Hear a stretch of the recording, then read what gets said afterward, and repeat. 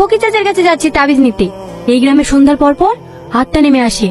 যাদের হাতে তাবিজ থাকে না তাদেরকে বশ করে আত্মা বাড়ির ভেতরে নিয়ে যায়। ওখানে নিয়ে গিয়ে প্রাণে মেরে ফেলে।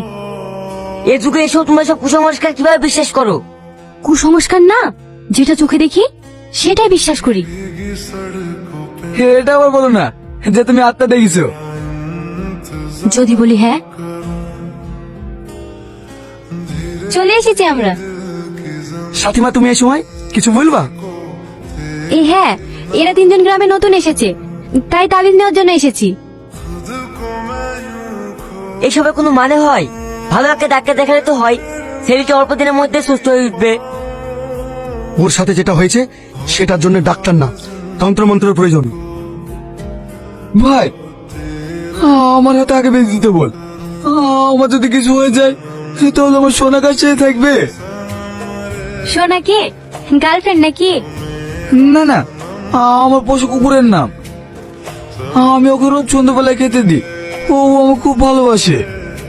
ও